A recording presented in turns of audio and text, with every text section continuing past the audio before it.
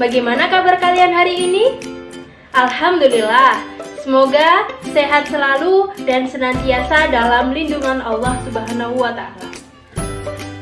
Berjumpa lagi dengan Ibu Dea, mahasiswa PLP dari Universitas Negeri Surabaya. Pada kesempatan yang berbahagia ini, kita akan belajar pada tema 4, subtema 3, pembelajaran 2. Tujuan pembelajaran yang akan kita laksanakan pada kesempatan kali ini yaitu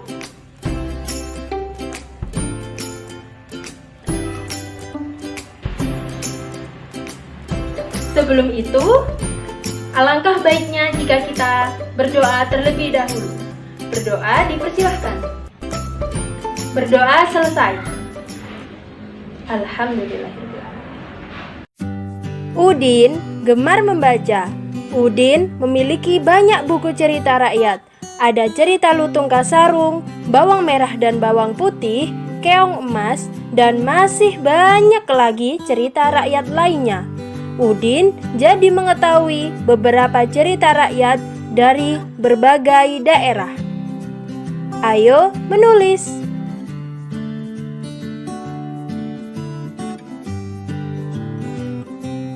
Mari kita simak video percakapan Edo dan Udin berikut ini.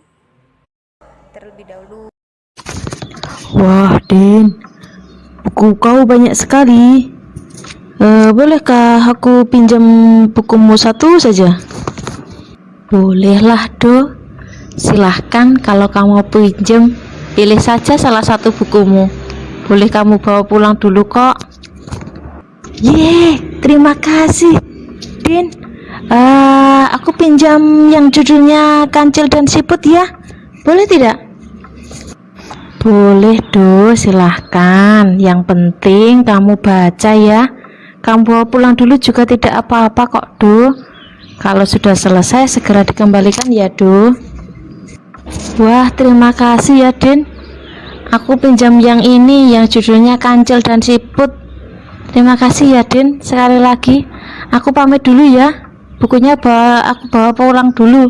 Terima kasih, Din. Lalu, sikap baik apakah yang perlu kamu teladani dari diri Udin?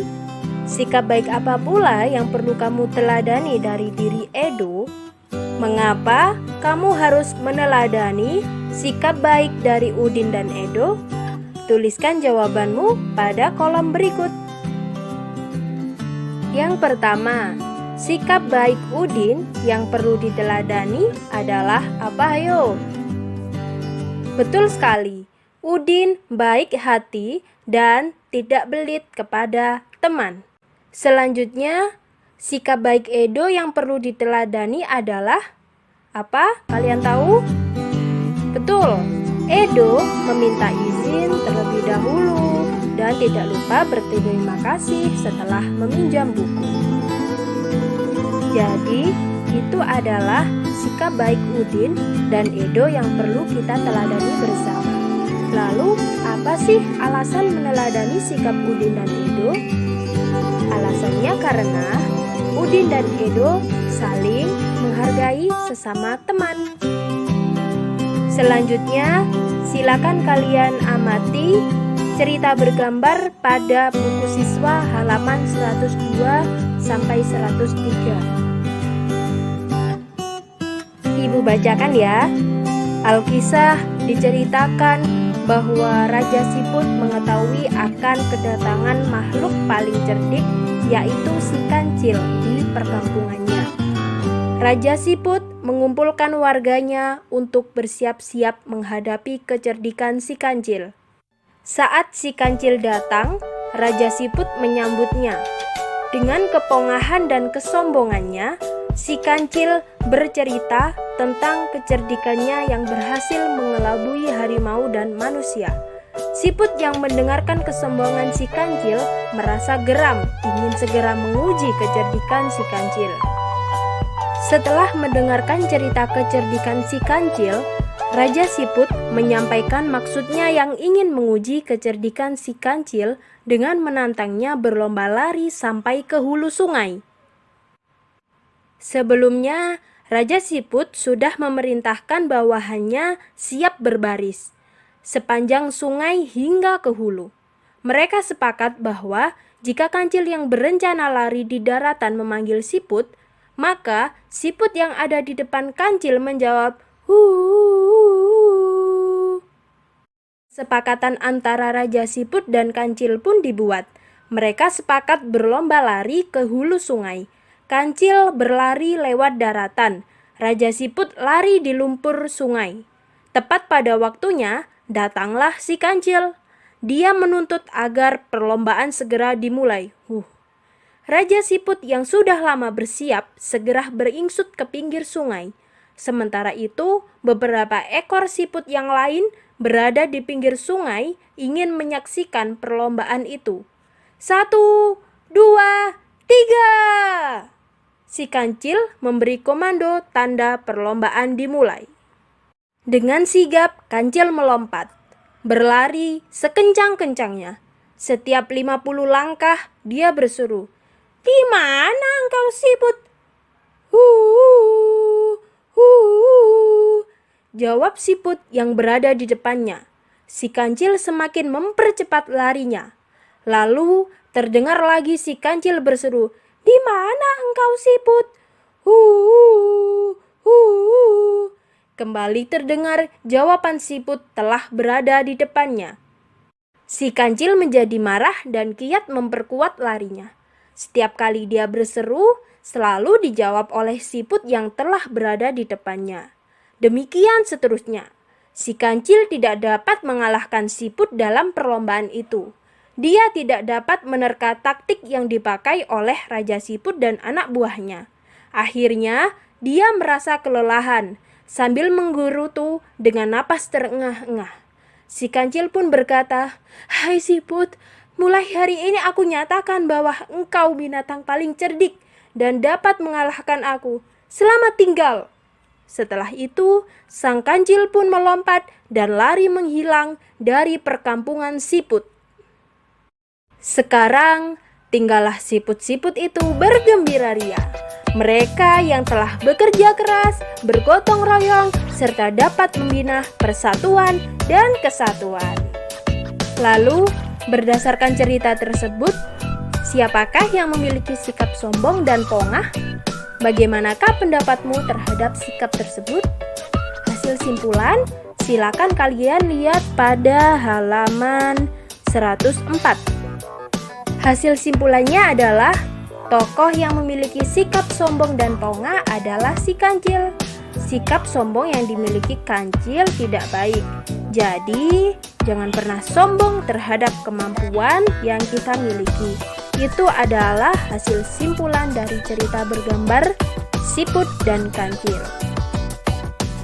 Kalian juga perlu tahu bahwa di atas kemampuan yang kita miliki, masih ada kemampuan orang-orang hebat lainnya yang jauh melebihi kita.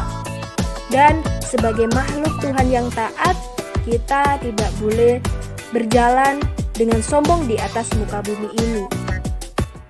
Oke, dari cerita bergambar yang sudah kita amati dan kita baca bersama tadi, dapat disimpulkan bahwa cergam merupakan kependekan dari cerita bergambar. Cergam mengandung pengertian perpaduan gambar dan teks yang berbaur menjadi satu kesatuan, serta mengandung keindahan dan cerita yang bermakna. Langkah-langkah membuat gambar cerita yaitu ada 4. Di antaranya adalah yang pertama, menentukan ide atau gagasan atau tema yang akan dibuat. Yang kedua adalah menentukan karakter tokoh utamanya dan karakter dari tokoh pembantunya yang ada dalam cerita. Yang ketiga adalah membuat alur cerita sederhana secara garis besar yang menggambarkan isi cerita, kemudian masing-masing bisa dikembangkan.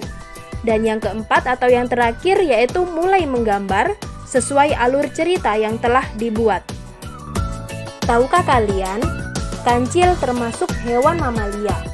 Kancil memiliki jantung seperti manusia. Jantung kancil terdiri atas 4 ruang, yaitu 2 atrium atau 2 serambi dan 2 ventrikel atau 2 bilik. jantung mamalia telah dilengkapi dengan sekat-sekat yang sempurna serta cabang-cabang dari pembuluh aorta lebih banyak. Bagaimanakah peredaran darah pada hewan mamalia seperti kancil? Bagaimana pula cara memelihara kesehatan pada organ peredaran darah hewan seperti kancil? Lalu, bagaimanakah organ peredaran darah pada hewan yang lain?